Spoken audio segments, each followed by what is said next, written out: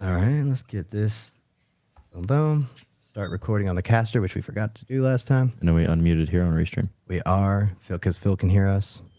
And I'm going to cut. Phil, I'm going to take you off screen for a minute. And let's do this. All right, there we go. Fade to black. And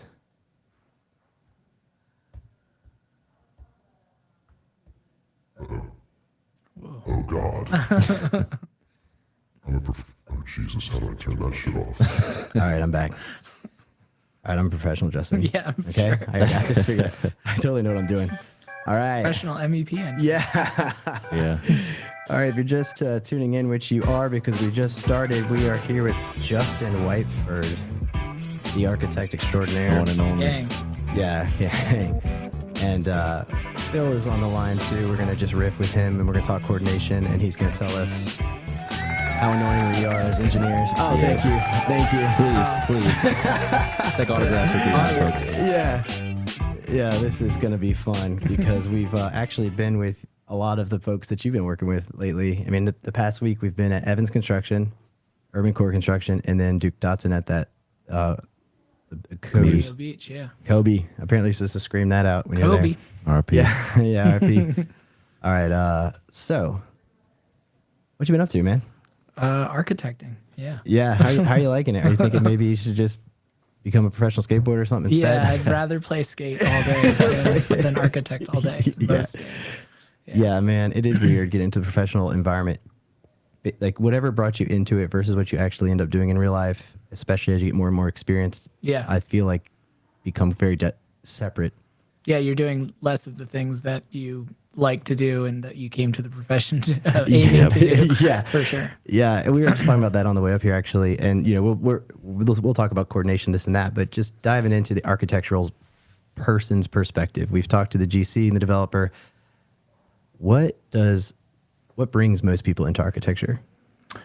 I mean, I can't speak to everybody, but I know, from my own experience, what brought me into it was pleasure of making, like building something, taking something that wasn't previously there and bringing it to life. And, as I've gone through the profession, working on various scales of things, that I've noticed the things that I like to do most are,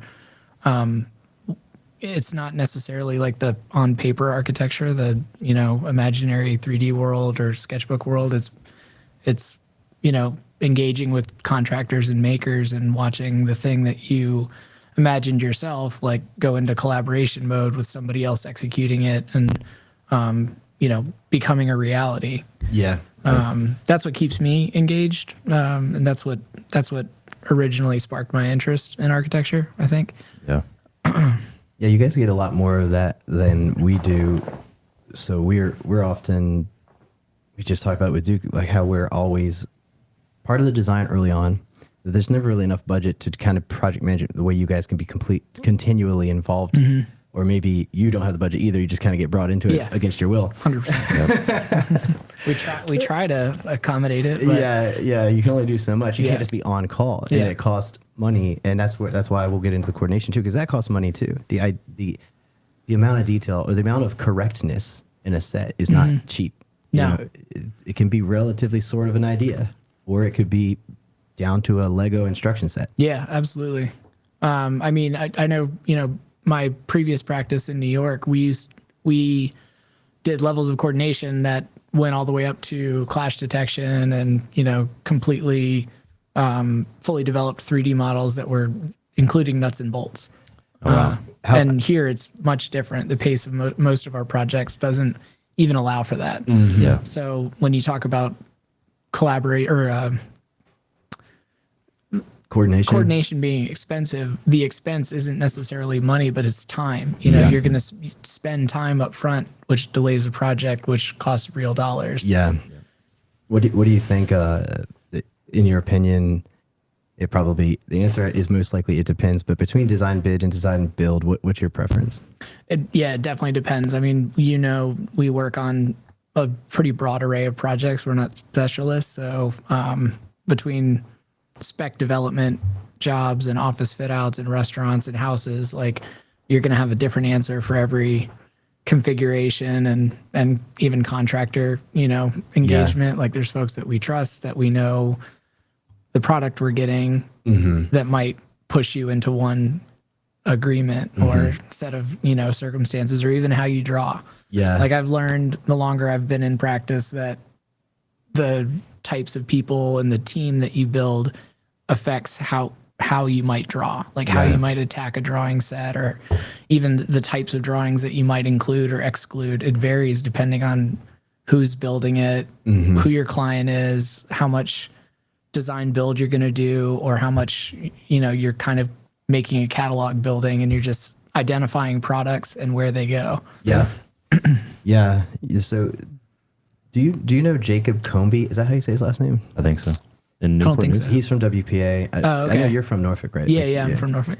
And he's now has his own practice, and we've been talking to him a lot. And he has a contractor friend that he works with, and it goes down to the trust. I think when it comes to design build, there was a project he was doing, and he ended up designing it, thinking it was design build with one general contractor, and then that general contractor got booted from the project. They wanted to use his drawings, and he's like, "Don't use my phone. I don't know. Yeah, you can't use it If as you a don't bid all of a set." sudden, know who's building it, then you want to take that stuff off the table, right? It's like us doing a design for like a Ben Matthews design build. And then figuring out what's going out to bid to everybody. It's like, I have to change this I a little trust bit. Ben. Yeah, he'll get ahead of it and not look at an opportunity, like look at a mistake or an oversight. Not a mistake. An No omission. mistakes. Nobody makes mistakes. Yeah. But he'll look at that as like let's get ahead of this now. Yeah. Instead of this is an opportunity to make some more money on the job. Yep. And that's not the whole industry, but to pretend that's not there is kind of silly. Yeah.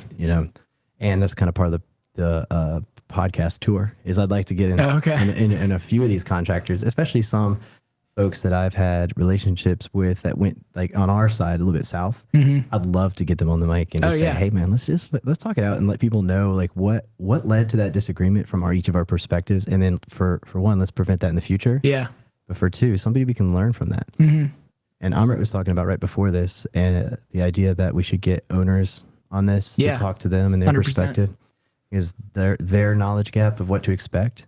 Like they don't even know the design bid, design build, what even that means, or what are the implications at all. Yeah. I mean, shit, it took me like, sorry, I don't know what the platform rules are, but like. Sorry, LinkedIn. I mean,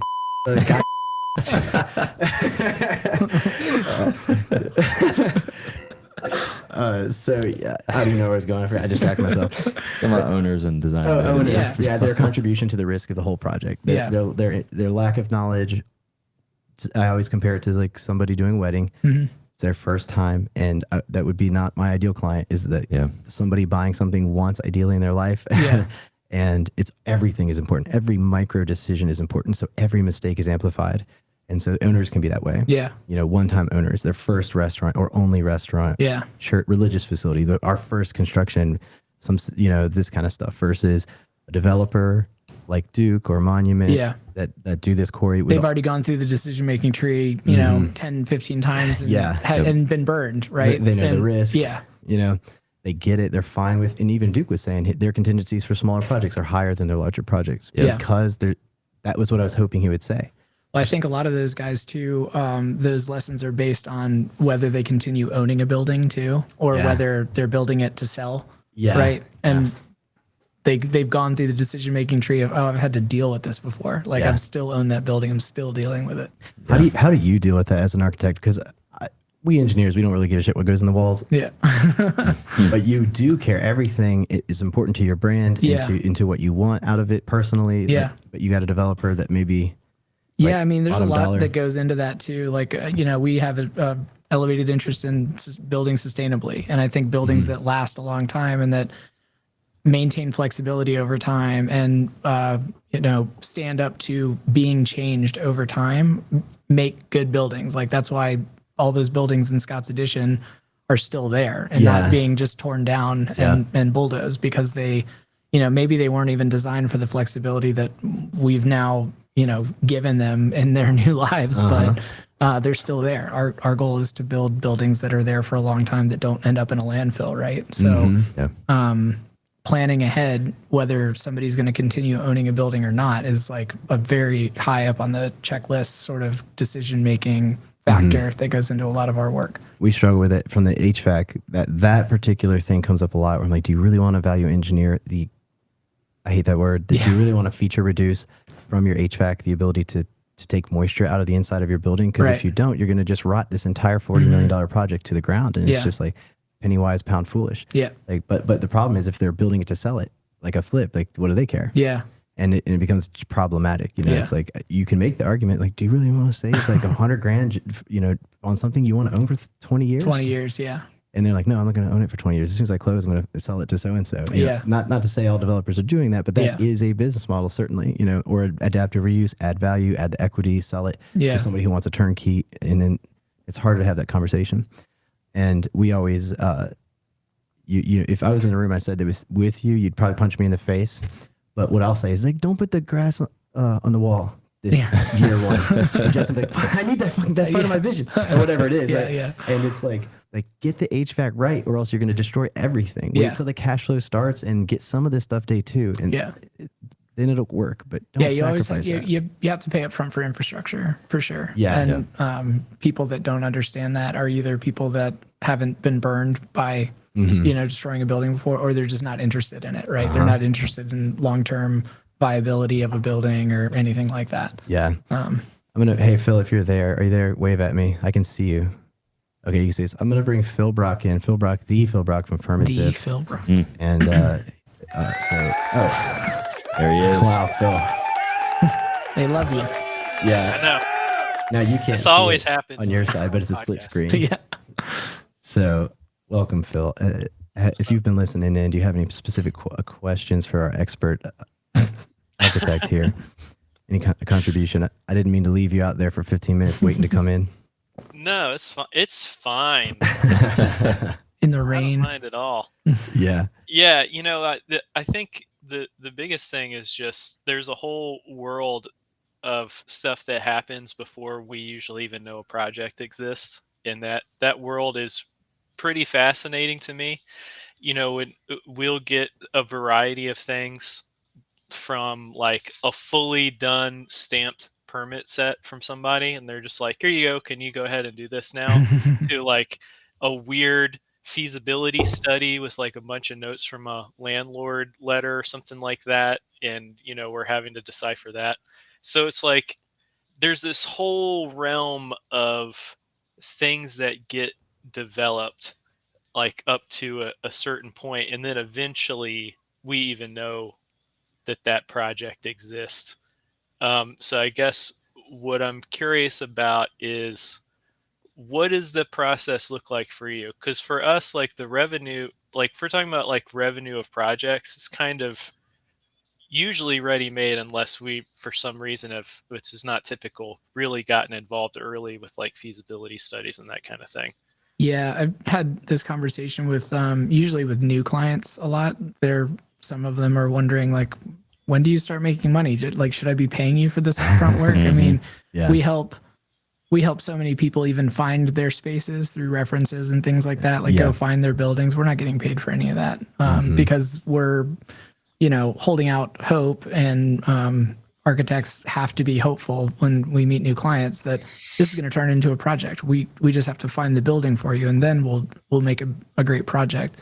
And, you know, my experience between the architecture side of things and all the other trades that are involved with putting a building together is the architects have to be, we're usually there in the beginning, and we're usually there all the way at the end. And then everybody else is kind of like phasing in and then phasing out. And then we're, you know, the exclamation point at the end to make sure everything's commissioned correctly, and you know, the right color paint ends up on the walls, and then we've played psychologist for so long that, okay, we found you your building, and are you still happy? And then I mean, it's even worse with like it's a more extreme condition with residences too, because you're the person that's going to get called when somebody wants an outbuilding or one of the systems just doesn't work, you know.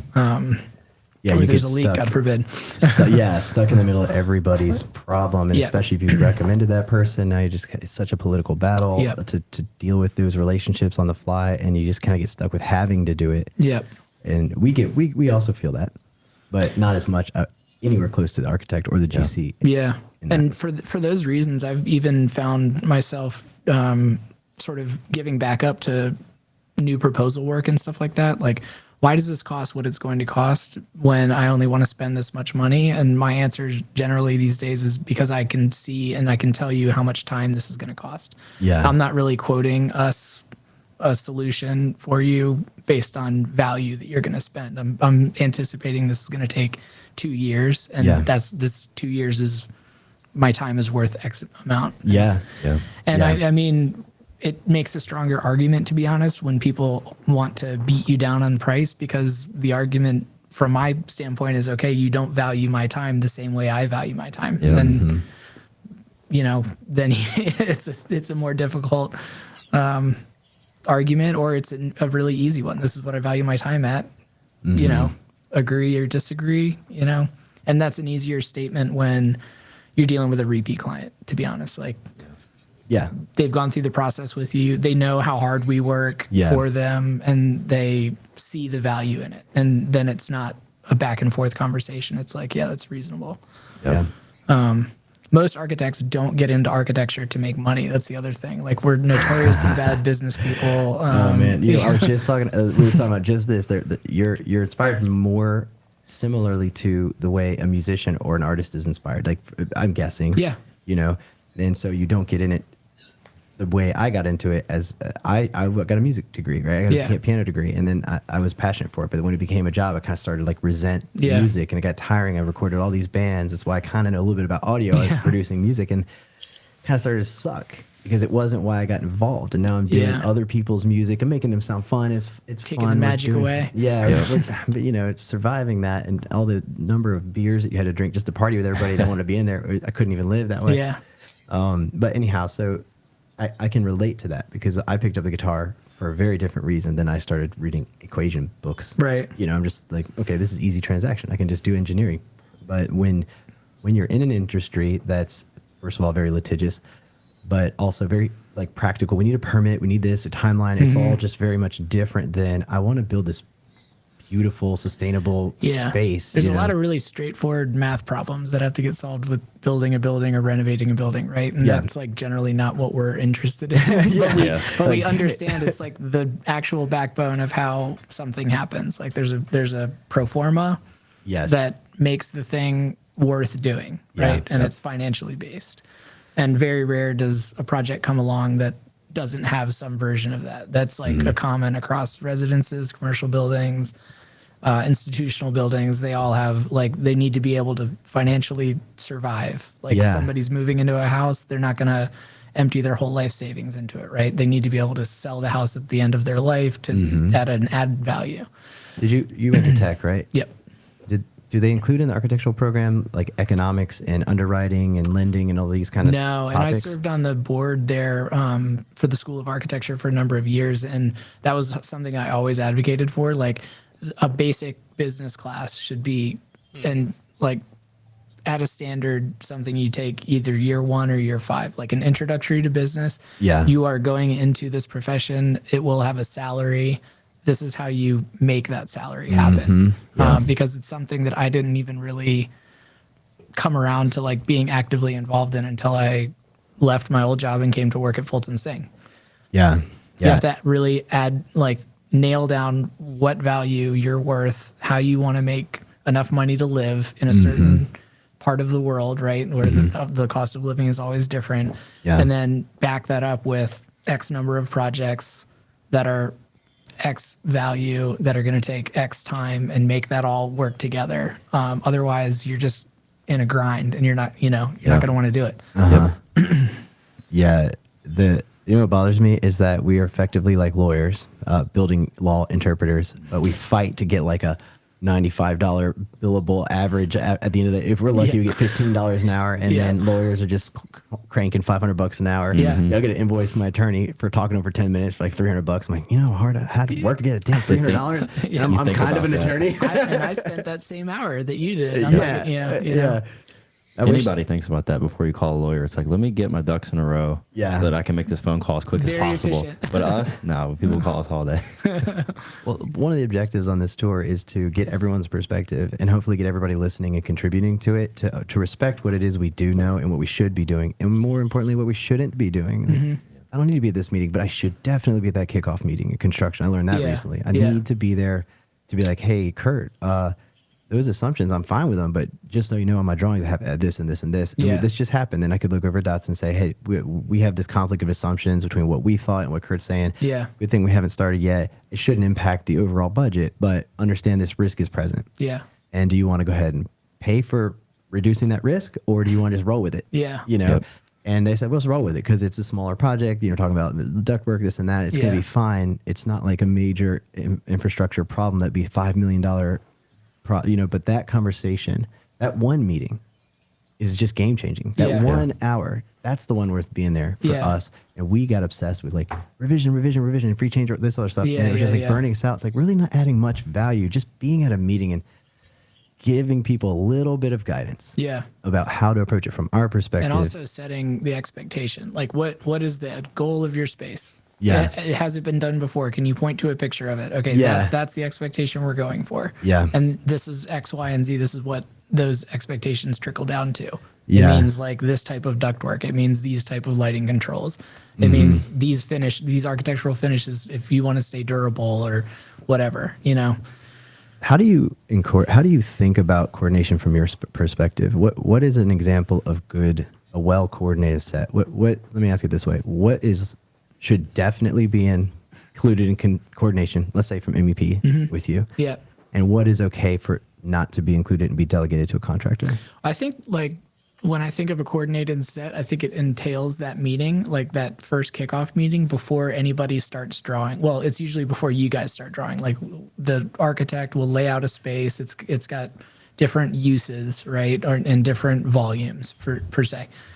Give that to you guys, and if I just email that to you and don't give you any assumptions, it says restaurant, it says dining room, it says kitchen, right? Yeah. Like that can mean a lot of different things to a lot of different people. The kitchen at Long Oven is different than the kitchen at Wood and Iron, right? Yeah. So they're treated different, they're built differently, they have different finishes, they have different lighting controls, you know? Like a chef's kitchen is different than a Hatch Food Local, like food processing kitchen. So setting those expectations in that first meeting gets you guys, I would have to imagine like 50% farther down the line to say, this is a tall space, condensation's important. This ceiling is going to be all black. I don't care what the ductwork looks like. Rather than just having you guys guess and then us put two developed sets on the table that are talking two different languages, right? Yeah. They're like the rework. Who's reworking what? And like, whose fault is the rework and that like, internal stuff? Yeah, it was a miss because we didn't set the expectation right off the bat, right? So Yeah. when I think of a coordinated set, I think everyone has like expectations set when they start drawing rather than reacting. Yeah. And part of those expectations also that have to be like directed by the owner, I would imagine, you know, they know how they want to control the building. They know if they're planning on being there for 5 years or 20 years, right? Yeah. So that some of that instruction and some of that like reaction to those criteria come from the owner. So it's got to be like a 3-ring circus right off the bat.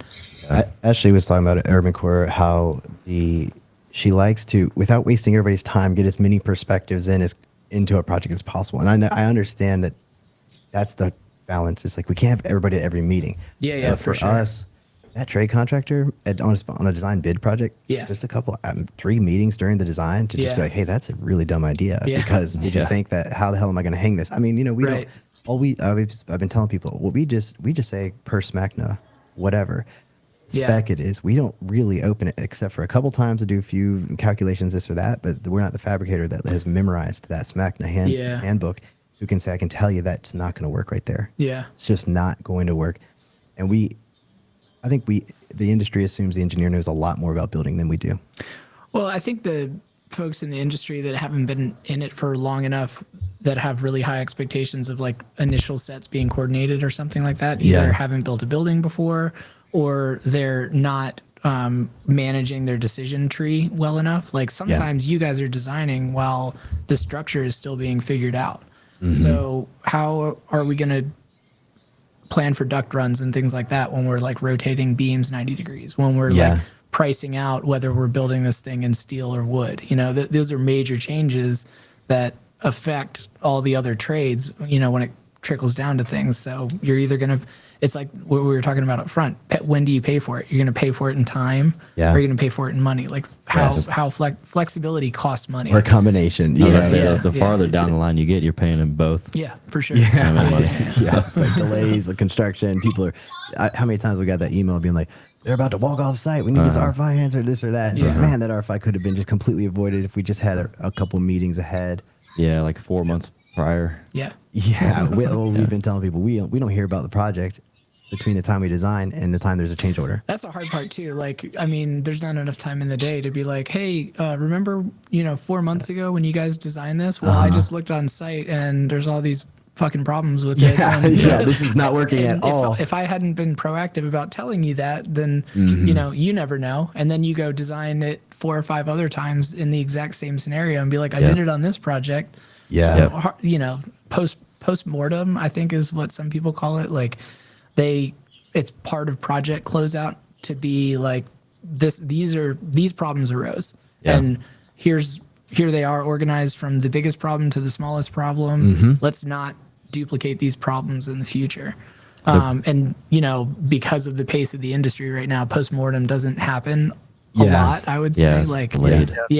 Or Delayed it's super delayed. Or it happens on the fly with repeat owner client relationships where you're like, you know that last one, we're not doing it like that. Problem is we got like 8 designs in between when that one started and when it finished. So now we got all these mistakes. Up, perfect back to back to back to back. Carter, Phil, do you guys remember the key to mastery, that video we saw? What were those things? Because in that it's a very obvious, this is why construction industry is hard to get. It was like repeated and quick feedback. I mean, I worked 3 years of my life before anything that I did on a design became something in real life at the indices we designed. Feedback. I gotta wait 3 years. Like, what have I done in 3 years? How many other permit sets have you put out in those 3 years? And our software team, I'll give you an example of the kind of engineers. We have software engineers and we have MEP engineers. Our software engineers, the amount of stuff they can intake and learn and just digest is insane. But they're getting constant feedback. Like it either will or won't compile. And when it does compile, it either will or won't work online, And so you get on a daily basis hundreds of opportunities of feedback. Whereas in MEP world, you get one every lawsuit or so.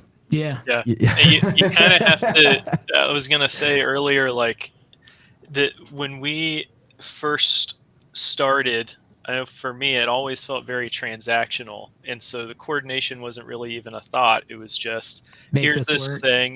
Go do this thing. Then we say, okay, we'll do it for this many monies. So then we send it and then we charge them the monies. And then they say, hey, so what's the deal?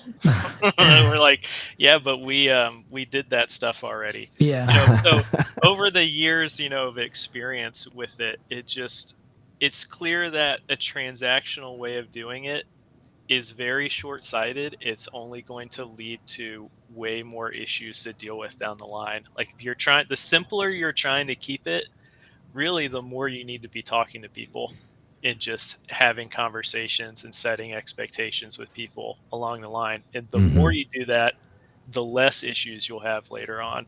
So I was just talking to another a builder, Eric Olston, and he was talking about accountability, which I think is like same kind of feedback loop mechanism.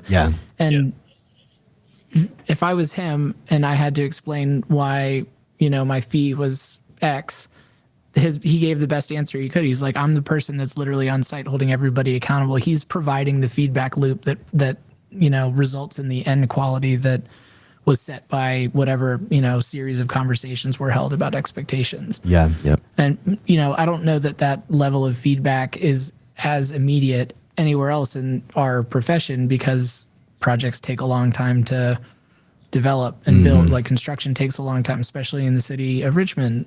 You have their own set of hurdles that are making things take a really long time. So, even pricing, like if you had to price 5 houses over 7 years, the feedback loop of pricing has been so chaotic recently that, things that you think you could stand by don't always hold up when you go out to your next bid set or whatever rough order of magnitude pricing set. Yeah, and the price of rebar or some other random material was just like skyrocketed. It was Duke. How Duke much did it go up?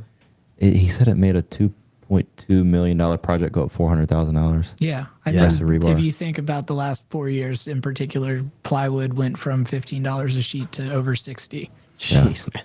That's 400%. My salary didn't go up like that, though. You don't work for Weyerhaeuser. Yeah, I know. I need to be in the selling wood business. Holy shit. Feedback. So that also just becomes problematic because from a management perspective and scaling out your team, like that's kind of what happened to us. So that not only do the engineers not get feedback, the managements get even less feedback about the quality of the engineers on their team. And so last year we started out the year. I mean, we've been pretty open with it, but the people let us into it because we've obviously gone through a lot of changes if you've worked with us in the past year. And it was starting in December. I woke up and it was actually January 1. I thought Carter and Phil were going to meet me here, and they weren't here. And I was like, guys, get fired. Yeah. I was like, what the fuck's going on? We had a shitty December, right? And then the licenses for Autodesk had a little issue. Yes, they were paid, but they like didn't start. And so production was halted, and I was freaking out. I was like, everybody's fucking coming to the office Monday. That's why we're here. Yeah. And everybody here is going to tell me exactly what the hell they're doing here, how much they know they cost, and the software that you use costs, because what the hell? Yeah. And like, I want to know that you're here transmitting value to the client, and if you can't tell me that. And so that's kind of where we started the year. And then in March, we told the same thing to our coaching team. We're just like, all right, everybody, we need you to justify your existence as an engineer. Because right now I got 35 people here and literally nobody can tell me who the jurisdiction is in any damn city. And so it's borderline illegal. I'm going to just close the whole fucking office in India and everybody's gone, right? Yeah. That was the conversation. And then so 2/3 of our company left. We haven't hired a single person back. Revenues are higher. Hours are lower. Yeah. And that's crazy. We're working less hours with 1/3 of the team, and we're making more money. But we've fucked up a couple relationships along the way just because it was a chaos. That many people leaving. Yeah. You know. Sure. But I was just committed to not rehiring. I was like, this problem got to. I don't know what these engineers know. Yeah. I just want to know what everybody knows. Like I want to know that I can delegate work to you. Yeah. And now we have an amazing team. We got Midun, Praveen, Binoy, Heron on the coaching team still, and they're just fucking so knowledgeable of the code, genuinely better at this point than me at interpreting code. That's impressive. Yeah. Like, man, I'm not even just saying that to like butter them up. Like I'll be corrected on a regular basis by Midun on my understanding of like some nuance of the energy code. Yeah. Or even the IBC section. He found on one project, for example, it was I2 category. And I had started the design myself using regular ventilation rates from the IMC. He's like, you can't do that. It's I2. You have to use ASHRAE 160, medical, blah, blah, blah. I was like, well, shit. Okay, you should take my license. You know? So that's the kind of team I amazing, want. like the depth of knowledge we're, I guess, held up to maintain, as licensed professionals. I am a licensed professional. I've been a licensed professional for 9 years, I think, 10 years maybe. And I still am learning. Like I tell people that all the time. The depth of information is also changing, right? Like every code update, every like Richmond rezoning. Every jurisdiction is a little different too. Every jurisdiction's rezoning, dealing with interpretations. Like the level of expectation that you're held to is very high. Well, you know for what? a lot of information. Drives me crazy. And then people say our specs are boilerplate. I'm like, that's a giant summary of the compendium of millions of words you want me to know. Right. And I'm just boiling it down to 7 pages for you. You could at least read all of those. I had to know like the entirety of the building code and like chapter 10. The tomb of the all the tombs of books. The tomes of like, the IFC that might have some random stuff. That's 2 fucking tome. These things are this thick each one, and there might be some random reference to some smoke detector or something in there that I'm supposed to have, and you are even more. I think, exposed to generally knowing knowledge at the expert level. Yeah. And I mean, it's like we work in Richmond a lot, but we work in Hampton Roads, we work in DC. Like just understanding the zoning differences Oh, of God. what you're allowed See, to we do. don't even really. Like We don't even have to before, mess with that. before you dive into code, but Yeah. just understanding zoning is just like we are on different pages. Like if you work in Yeah. the county, it's different. If you work in Richmond, it's Yep. changing and different. Yeah. It's changing. You know, in the last 5 years, we've had 3 zoning books, and Yeah. they've gone from PDF to digital now too. It's like, Understanding even the authority between what the zoning authority can do Mm-hmm. and say versus what the building official in Virginia, the building official is enforcing the ICC codes Yep. there, and the zoning officials basically in the law of Virginia. Like our team has dug deep into the yeah, law. you could actually look at the state. Yeah, we read it and it was like, well, okay, so the zoning authorities can we read the definition of cities and counties Mm-hmm. in Virginia, and basically it says all these people, as long as it's not in the building code, can Yep. decide what the hell to do. So Yeah, grease that traps, outlines for example. the jurisdictions Yep. and how they actually enforce the law. Yeah. That's something I've run into a couple times is like, how does this actually get enforced? Well, Yeah. you have to look at the state code. The fire marshal, like, how the hell do you have like the authority to say this? And Oh, you're like, oh, okay, It's well, it actually says it written right there. down. Yeah. Yeah, that one gets us too because they're in NFPA sometimes, and then you go and you read like, well, hot damn, Yeah. there it is, right there in the law of Virginia, not in the ICC, which Yep. is the law. Yeah. But then there's this other set. So our team has been trained on how to do that now, and everybody in our team, you could just give them any state, any city, and they'll be able to And then- map you through. yeah. Like Maryland is Decision matrix. Yeah. they were able to, again, talking about the team in Kochi, they were able to tell us in Maryland, hey, just so you know, Maryland does allow the jurisdictions to overwrite the statewide building code. Yeah. Which is not true in Virginia. Virginia says it's not permitted. Oh, So interesting. the statewide building code cannot be superseded by a jurisdiction. Okay. Unless, the only thing the jurisdictions have the right to do is speak to things that are not already covered by the building code. Grease trap's a great example. So grease trap, the building code says if it has fats in it, it has to go to a grease trap. It doesn't say how to size it or anything. Okay. So the zoning authority has the power, because it's their sewer, to determine how much of this stuff or how to calculate and what kind of grease trap Yeah, and you have is the connected. health department involved too. Yeah, that's a whole other thing. Yeah, exactly. So that's our journey on getting better as engineers and improving coordination by just having better experience or better knowledge. And I won't go through the whole story because we've talked about it on every podcast, but we read a paper, and the summary of it is one of the major contributing factors to risk, both in time and money, is your team's experience in what you're designing and building. Yeah, 100%. I mean, I think even like having a transparent matrix of decision making that isn't just like, how do you guys make decisions? Like being forthcoming about that to owners or the architects that you work with or the structural engineers. Yeah. I would love to have that conversation. Like when I give you a problem and it's a brand new project, how do you start? How do you start your work? Yeah. Do you identify the jurisdiction, which code you're looking at, or Yep. are you just like looking up which project is the most similar to this that you most recently did, and you just start copying details? Because Yes. like one Yep. of those is gonna fuck us up. Yeah. Yeah. Because if you're copying that detail from project to project, and I've been on 15 with you, and, Yeah. and that copy has been wrong on all 15, we Yeah. are in some hot Yeah, water. exactly. But They're Kenny, we did starting it off with last the wrong time. assumptions. Yeah. Oh We my did it last God. time. It's grandfathered. That's the Grandfather from that's one. project to project. I'm gonna share my screen here on the cast real quick, and oh yeah, let me open up a Cognito before I tell everybody where I live. All right, and then show you exactly that question we've mapped out. I'm just Yeah. want to talk. I'm curious from your perspective. We call it the gadget learning process or the gadget warm up. Because we were getting into jujitsu, we were like talking about warming up Yeah, before you yeah. work out, and it's like, all right, before you start designing or doing anything, do this series of steps to get yourselves warmed up. And we've banned using standard details. Like Yeah. unless you can prove to me you've gone through this process of thinking, then it became a fireable offense, because Yeah. at that point you're violating my direct supervision and control, which is to say, prove to me you have knowledge that this is the law. Yeah. Before you make a decision. Yeah. Yeah, so those like boilerplate, so to speak, stuff, we do not, we read every word. So like Kenny was saying, like it's 7 pages. We boil down so much information for you. It will take you 30 minutes at most to just actually read every word. The screen is backwards. Yeah, Stanley's. There's another one too. I keep wanting to call it a Sasquatch. Yeah. That's not what it's I called. seen a video of a dude carrying around a big giant ass trash can. He's like, "This is what you girls look like walking around with your Stanley Cup." He's like carrying like a Herbie. Herbie, that's a hobo word.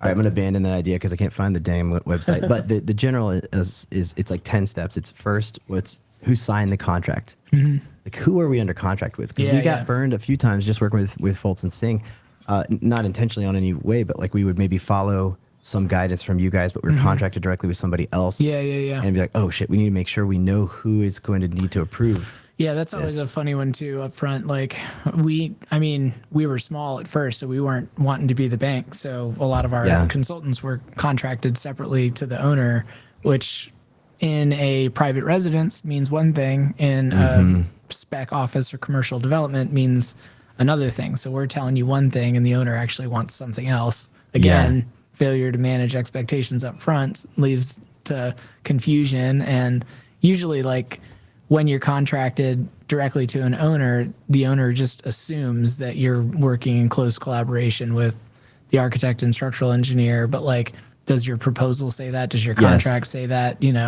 Are you actually contracted to collaborate closely with us, or are you just at the mercy of owner direction? And you're going to figure it out when it starts being built. Yeah, where somebody's like, oh, we don't need a CA, or we don't need this and that. We exclude it, and suddenly you guys are like, hey, can we get this and this and this? Like, well, we can, but this is going to be, how do we get through this? And that's why we've been in that moment. It's like, let's just have at least a call before we even start. Let's just figure out what's going on. Maybe we can write a letter and it's easy. Yeah. And that way we can help you in that situation on our side. This is the new permit zip of what we've learned, say, hey, in order to avoid a $3,000 drawing change, well, I bet you I can get this done for like $200 a letter. Yeah. Right. And then suddenly the owner's like, oh, great. Yeah. We got the right team versus suddenly we don't I need to change all the drawings. Yeah, exactly. We may not need a drawing change, but we can. It's just really expensive. And honestly, we've seen it get solved without drawing almost 100% of the time. Yeah. I mean, that's another one too, where owners, like, if they're going to keep owning the building, they might pay you for as-built, but that's not something that's usually like in a base building contract. We should get people to scan before they put walls up or something as a better version of as-built. Yeah, that's a pretty cheap way to do that, right? Yeah, a couple $100. Yep. And, you can see all the ductwork, scan it, and then just there you go. Yeah. Download that point cloud file. Yep. Just a little room trotter plug. There you go. Well, yeah, go to roomtrotter.com. It's nice. But these are the ideas that we're looking for in the industry. Like, a lot of things have been coming up that have been repeated. One is the engineer should be at that kickoff meeting. If we're going to have limited CA, whatever, every damn engineer should be at that damn kickoff construction meeting just to state your assumptions. Oh, yeah. Yep. And hear the other people's assumptions. Yeah. And introduce yourself. Some people don't know how to read drawings, right? Like some owners don't know how to read drawings. Some contractors don't know how to read drawings. So it's like, if you guys are there for 15 minutes to say, generally, this is what's in the drawings, what does that cost? Yeah. I think And it avoids a lot of especially headache. From the engineer side, I think we take for granted, like, if you open up a permit zip set of drawings, you'll see all of our calculations and stuff on there too. Yeah. And I think we take for granted, like, we've done those calculations so many times. Of course, we look at it, we know what all this means. Why would anybody else know what any of that means? Yeah. There's no reason that they would know how to interpret that or read it. Yeah. Because it's our scheme of how we set it up. So yeah, it's just that ongoing, of course we need to keep having conversations. At the very least, we need to interpret things for people that they might not understand. Like, there's a project we have where recently for HVAC, we don't spend a bunch of time sizing each individual piece of duct just because it's not really it's not the engineering thinking that's really required of us. That's really our responsibility. We have a thing on there that says, per the airflow in each piece of duct that we've figured out, because that's the important part, is we figured out the airflow that needs to be moving through this, right, all that good stuff. Size it this way depending on the airflow. But that makes perfect sense to us, and I love it. But we've already had a few contractors who are like, there's no duct sizing on here. It's like, you're going to have to do a little bit of like paint by numbers here, but there is duct sizing. But they just don't. I think they hate it or they don't understand what they're supposed to do with it. Yeah, I mean, I consciously make an effort to not draw or set up documents to accommodate the lowest common denominator. Like I'm not making a drawing set for the dumbest person on your team. It's just like that's not what I'm paid for. That's not why I became a professional. I'm going to draw. Yeah, at least also in this situation we've had it come up where they like, I can't price this. I need duck sizes. At least allows me to have a phone call back. Just so you know, I wasn't. The reason it's not on there is because we don't have in the budget to do extensive coordination. So I'm going to put these on there, but I just want you to go to this page with me while I got you on the phone and read this spec right here. Yeah.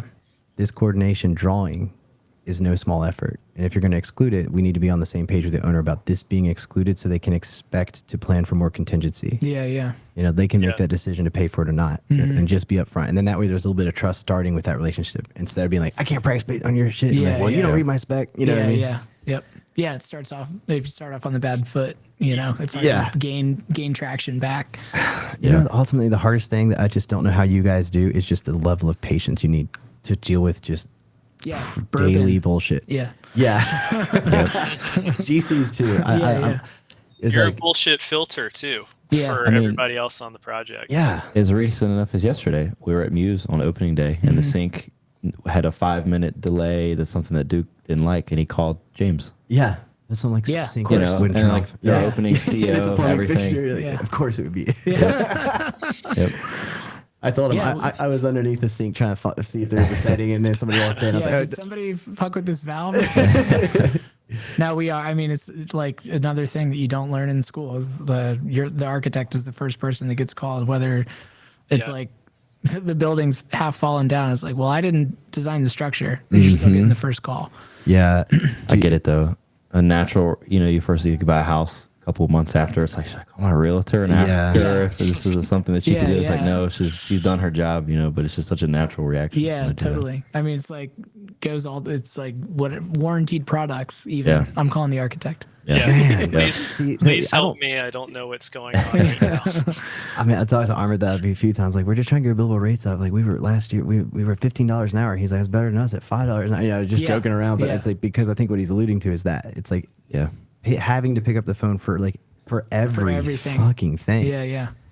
How do you price that in? And nobody's willing to pay for it. And if you say no, it's like suddenly like, what? You don't want to be a team player? Yeah. Like, no, I mean, I don't. The other you don't own like me. argument that comes into pricing like that, like valuing your own time, is when people want to spend more money in a traditional sense. You also would be gaining more money because like a percent of the fee. You're billing by percentage of fee. Yeah. And that's a really hard argument to make to somebody that's spending the money. Why am I giving you more money because I want to spend more money on my project? It's the same project, right? So for those that are listening like that don't know, walk us test. through that. Yeah, this is an opportunity to explain that because that's a good one to talk through. So what is that? What does that mean? I mean, builders, it's funny because builders have traditionally written fees like that, right? Yeah. Builders, especially residential builders, but also commercial builders, make a percentage of the construction cost, right? So if the construction cost goes up, which the builder doesn't necessarily have a lot of control over, it's, you know, things cost what they cost. The size of the building is what the size of the building is. But if an owner, for instance, wants to buy nicer windows, why would a builder make more money because an owner wants nicer windows, right? It's the same thing with an architect. If I told you that, you know, you want to spend $3 million on a house, generally I'm going to want to put my fee around 10% just to make it a pretty picture number. So then all of a sudden, 6 months into design, I want to build a bigger house. I want the nicest windows possible. The budget is ballooning to $4 million. Do I change my fee? Yeah. Because you want to spend more money? That's why this argument about time makes so much more sense. I'm anticipating that my level of engagement is going to be 20% of the next 3 years of my life. 20% of the working hours are going to be spent on you. Yeah. And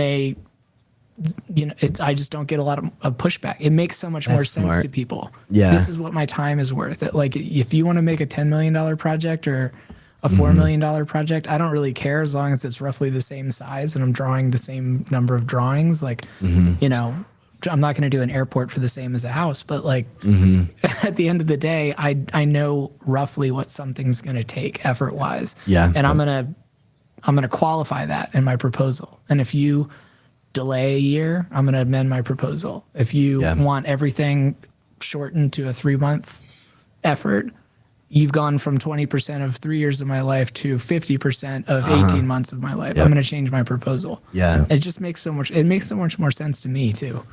How about when you're CO'd and everything, and then a year later, somebody's like, "Hey, my sync doesn't turn off after 5 seconds." Yeah, like I mean, if it's how good of a client are they? You know, true. You know, Yeah. it's either call this guy or I'll come out and take a look and see what actually needs to get done. Yeah, Yeah. relationships We have and trust. so many. I mean, our whole business model, like we are where we are right now because we've kept really good relationships with people. We have a ton of repeat work. We have a ton of reference work. So that's like a bridge. I think that everyone in this office is really sensitive to patience, burning bridges, like just having the utmost respect for the client, and then they show us respect back. I think we've been lucky too. We've had a lot of good clients.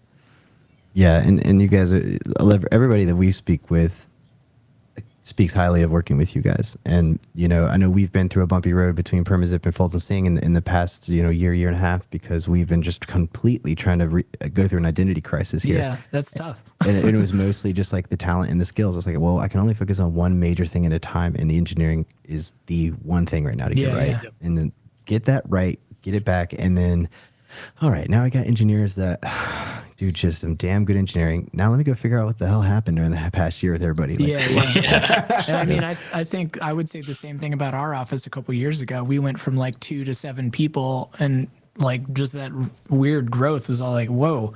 And I'd say the quality of projects was up and down, you know, depending on the project, depending on who was working on it. And in the last 3 years, we've had stability in numbers, like general stability in staff. And it's been like, we find a comfortable place, and it's easier to scrutinize everybody else's work because we understand our system. We aren't having problems with our own drawing sets and things like that. It's like, I don't know, growing change in a small practice is hard to accommodate, and it's very transparent on the outside when something with the size of your practice is happening. Yeah. You know? Yeah. You get, that's an immediate feedback loop. Well, you know, it's actually not all the time. Nobody's willing to actually tell you. That's part of this too, is being like trying to make it more you guys are so often once removed from the client. Yes, And you guys are always at exactly. that table. So when we feel it, it's like, man, the same week, the same, you know. You know, it's funny. What's going on over there? That is such an interesting perspective, because we always say that to the team, the coaching team. Like, Yeah. you're so far removed sometimes. Like, we need you to be Yeah. on some of these meetings so that you can feel the pressure of somebody Yeah. looking at you and be like, Why is this drawn Yeah. like why? okay, well, let me try to Qualify Yeah. this. you know, but This costs money. yeah. Yeah. And so we always say that to them, but we're a fraction of that, I'm Yeah. sure, to what you guys do. From the time standpoint, but I mean, I think the pressure's still the same. Yeah. Yeah. When it shows up, Yeah. like, oh, Yeah. yeah, that is a tough one. Yeah. I thought this was going to cost $3 million. This professional says it's going to cost 4.5. Yeah. What are your thoughts on design assist, like bringing in a GC during design for like a design bid project? Yeah, I think like I'm generally in favor of that because it answers so many more questions up front. It's just got to be the right like relationship, you know. If you get a bullish client and a tame GC, it's a bad relationship. If you get the opposite, bullish GC and a like tame client, they feel like they're getting steamrolled. It's a bad relationship. So, Yeah. you know, bringing in somebody up front, I think it was always like it's good. We personally glean the value of it because we are checking boxes off sooner in the decision matrix that gets us to like what we feel comfortable is like qualified product, like a good set of drawings, because we answered a lot of questions up front rather than, well, that's our best guess, but let's go out and price and you know, react or whatever. You're getting, you know, a upfront closed feedback loop. So You guys are in the field a lot more than any other design professional, I think. And I think as a result, you are closer as like a close cousin to a builder in their knowledge of the construction of things and constructability in general. Whereas us as other design professionals, maybe structural, everybody, right? We're just not there as much. So by that very nature, we're gonna be weaker. So I, for that reason, love having a trade contractor with us. Yeah. When we design. I've been personally embarrassed by contractors multiple times that point to stuff in drawings and say, how does that get built? And like working in New York. Oh God. Yeah. I did CA for like 6 years in a kind of a design build fashion. So, and it was with a lot of different trade guys. And every time we would propose a detail, it was like, you go to a meeting, you get burned in front of the client. How do you build that? Do you know how expensive that is? So like, I think I've just been trained to be very cognizant in drawing. Like, how does somebody actually put that object there? Okay.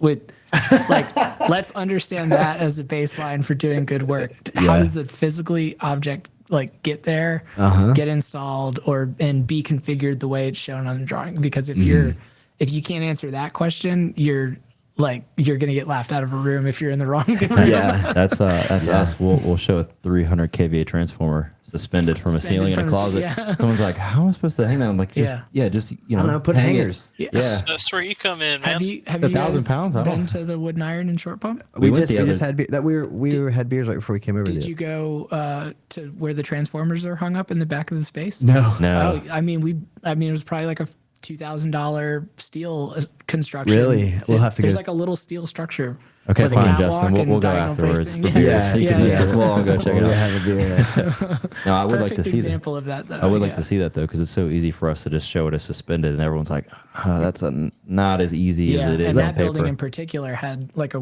really weak roof that you couldn't hang anything from. So it was like, okay, you're gonna build like a little tiny mezzanine for this. Yeah, heavy you know what object. we need is B-roll. We go get B-roll of it and roll that over on this conversation post. Like show that as we talk, because what Justin's after is you engineers just said, just simply hang this thing. And we're like, yeah, because that's like what we think. Like, well, we could probably put it up there because we're thinking clearances and what's legal. We don't know at all how You heavy. guys probably didn't even have the base building. We have to fight enough for floor space as it is. Suspending is a good option, but once you get above like a 45 or a 75, it's just too damn heavy to hang it. It's like above 1,000 pounds at that point. Yeah, and you learn from that.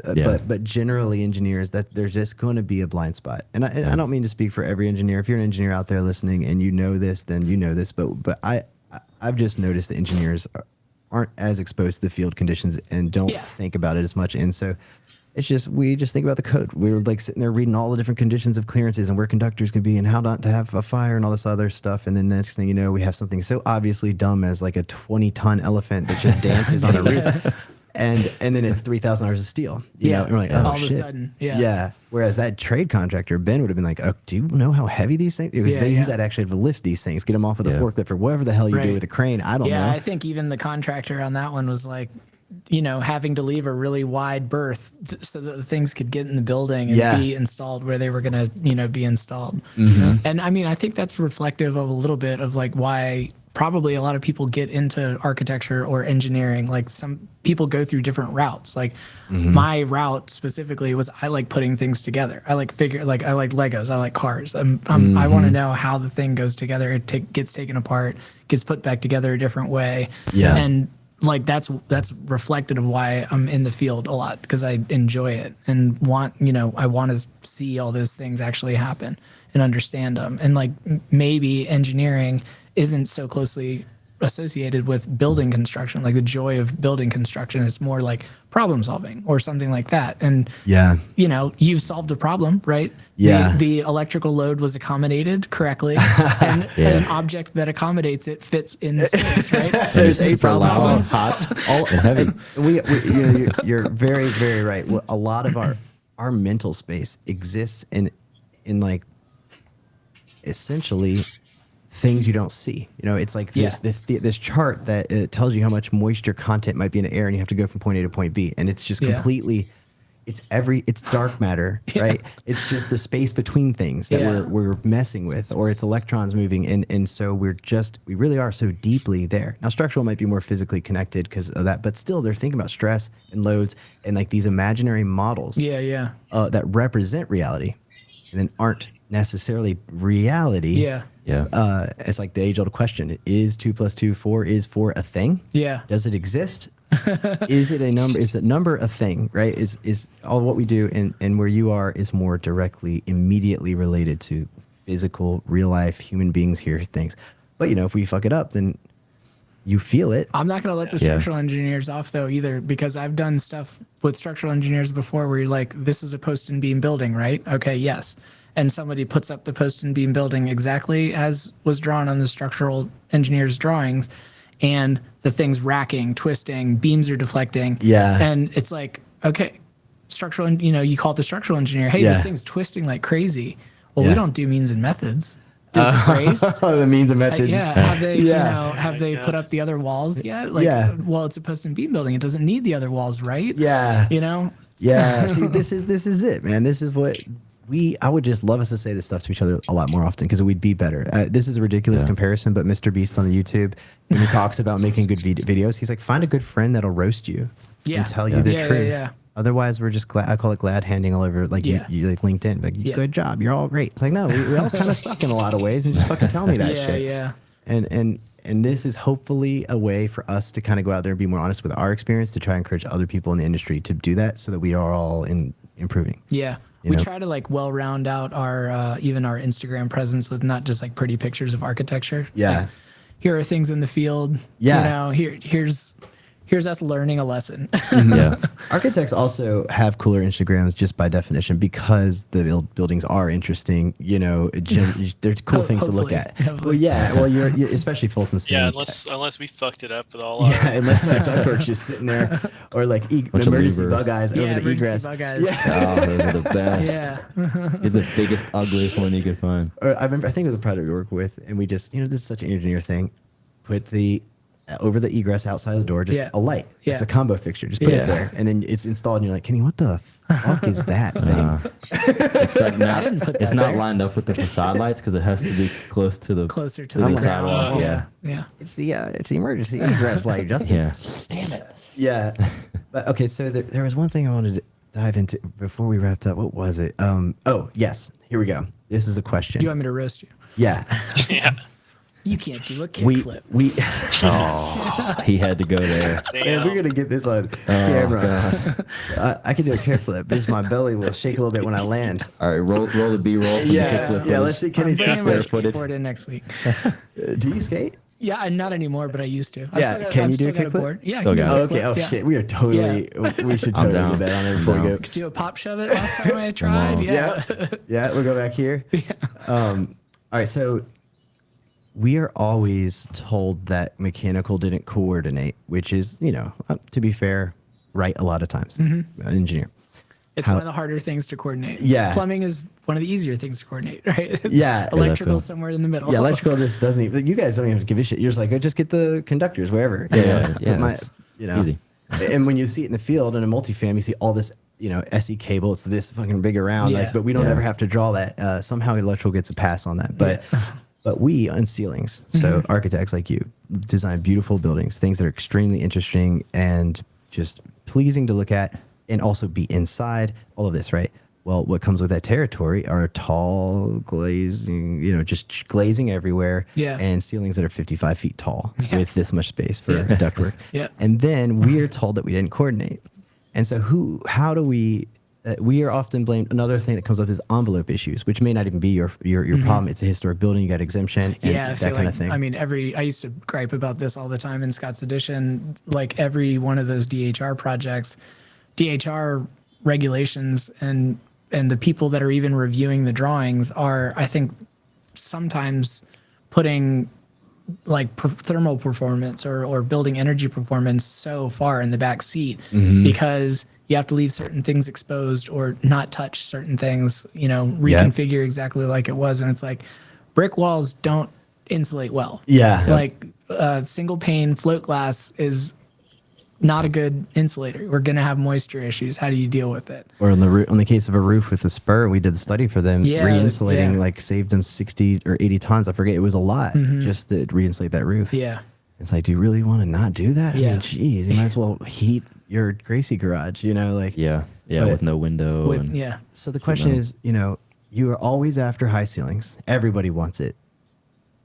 it makes our life fucking nightmare because now we have these really tight construction tolerances. We want, you're just like, can you deal with 2 inches of ductwork tall? And I'm like, yeah, if you want a 55 foot pancake. But then what if sprinkler shows up and we didn't think about it? We don't have the shops.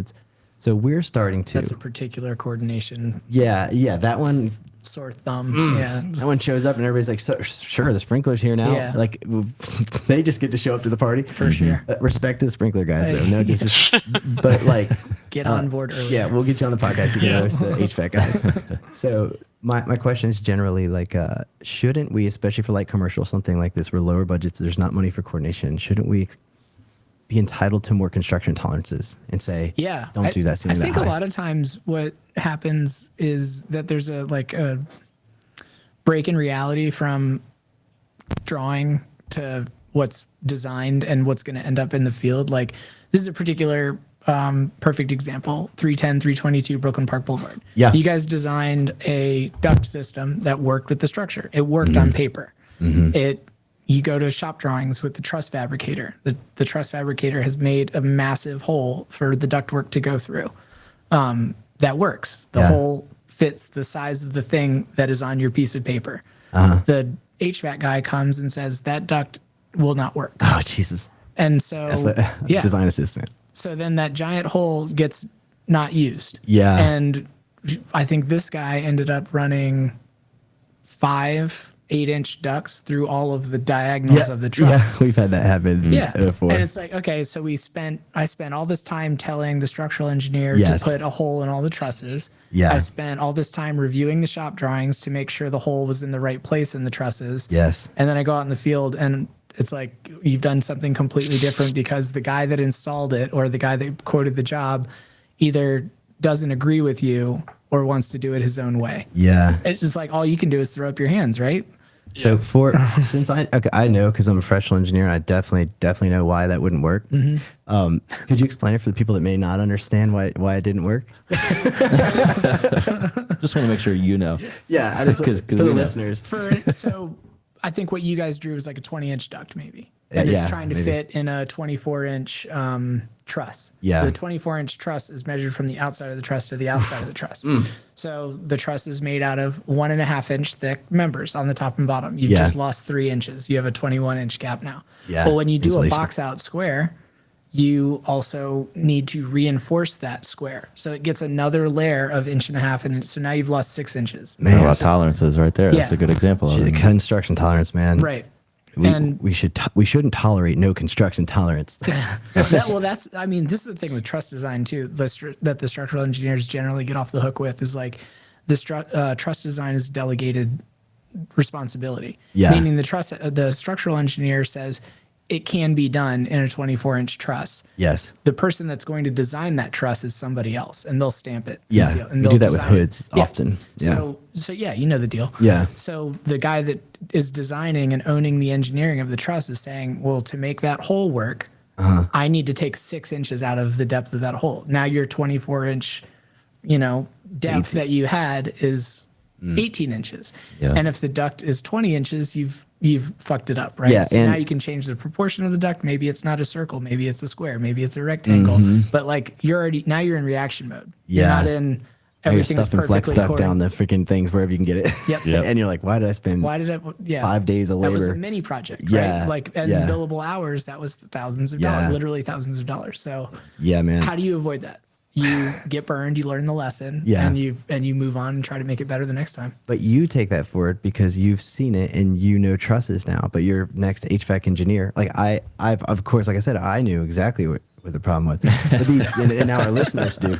But the other HVAC engineers are going to have to learn it the hard way. Now you know it, so she's like, what the hell? So how do we get a better representation of all this? Knowing, this is a big thing for coordination. When somebody blames us for coordination. Well, we don't even have truss drawings. How can we possibly be approving this stuff until we have you know what I mean? Yeah, and you're not going to get those until you're ordering the trusses. Yeah, exactly. And then you've already ordered the ductwork or fabricated it. And a lot of times we're told they're fabricating straight off of our plans, and which say generally laid out, and we're asking for shop drawings to tell us exactly where things go, but we never get them, which is fine. There's no budget for it, right? So if there is no budget, 2 things, right? Trust, experience. Yeah, for sure. Those things are going to change the game, I don't like getting older, but I am like more frequently playing the "I've done this before" card. Yeah. You know, it's like one of the nice. I was doing this before you were even. 5 years ago, I had this problem. 5 years ago, you weren't working. Yeah, I know, Like, right? You know, What year were you born in? That was when I was taking my first licks. yeah. I was getting burned the first, second, and third time. You know, this many years ago. So I think a lot of it is unfortunately, learning curve. It's a learning curve. This whole and everything in the construction industry, I think, will always be a learning curve because the construction industry changes. Like the technology changes, means and methods change. If you're a generalist, you're working on all different types of things. And say what you want about being a specialist or being a generalist. Like I enjoy being a generalist because I can take experience gained from one type of project and apply it to another. But, for instance, like hospital work, hospitals need to work a certain way. Yeah. There's a reason why people go into medical architecture and medical. I'm sure the HVAC world is the same way. It's it's prescriptive. It's explicit, and you need a specialist for that. So like, don't hire a generalist to do something that a specialist should be doing. Yeah, like my doctor is going to give me a prescription for like my cold or whatever it is not the person I want to be doing brain surgery. Exactly. He could try. Go for it, doc. I mean, do I get a discount? Let's see. Oh God. You don't want it, and that's. I'm glad you brought that up because I think professionals need to be more honest with people when they're pursuing work about that. We're supposed to, and legally, engineering, we by law, we are not allowed to do something we're not qualified for. But going back to that study I was telling you about, the experience in what you're doing matters. And now we at Permitzip have had we've been sued for a project on something that we didn't even design by somebody who's never built the thing that they've built before. It was a contractor that had zero experience in the kind of thing that they were building. Very American. Yeah, like, and American the dream, problem baby. was the failure of the experience. Like they quite literally didn't look at the delegated design, which is what we just talked about, right? It was a delegated design scenario. Yeah. And then so now we're in this $500,000 claim at being like, we didn't fucking design this thing. Yeah. We never even So saw we're not us drawing. responsible for it. Yeah. How can we? But we got to make a claim. Got the whole thing, and now our insurance rates are up like 40% just because of this one bullshit claim. Yeah. And it's like, man, what the fuck? Yeah. This is not why I got into this profession. But what it teaches me, and for what we're talking about here, is I'm going to, instead of trying to obsess over enforcing all this delegated design drawing stuff, I'm just going to be like, don't hire that person. Yeah. I love them. They're a great contractor. Or like you said, don't hire me for this. Yeah. I can't, you need somebody that's an expert, a CCRD who sold to a WSP, but like they were a firm that only did medical and they're an MEP firm. And they grew rapidly, but they become experts in it. Right. So they should be hired for it. Yeah. But yeah, I'm pretty open with even clients when they don't need an architect. Like if I'm not there to like make the thing more complicated, when there are projects like that and you don't need me, I will give you good advice and say, you don't need me. You don't need me to complicate this. Yeah. You don't need me to, put a set of drawings together that other people then scrutinize. It's like you can get a space plan or you can get a Pinterest board together and show this to a contractor and there's one less option for a lawsuit. Exactly. No risk. No need to get involved. Yeah. I mean, there are moments like that out there where you're like, the juice is not worth the squeeze. Yeah. You're building that trust though, doing that. Like, we ran into that 2 or 3 weeks ago in Hopewell. Restaurant becoming a restaurant. Hopewell does things a little bit differently. We're like not even sure if you need a full blown set, maybe a letter or maybe a combined set, just trying to make it as cheap as possible for them. Mm-hmm. Well, I think we're 15 minutes over hour, so I'll let you wrap up so you can actually go back to architecting, Justin. But thank you so much. This has been awesome from the architect's perspective. Justin Whiteford, architect. Thank you. Let him hear it, folks. Hopefully to get another conversation with you one day. It'd be cool to go grab a beer and do another one of these or something, a little more casual. Skate. Let's go out there and do a podcast and then do skateboarding. The wireless mics, play a game of skate. There you go. All right, man. Appreciate it. We'll see you next time. Thanks, man.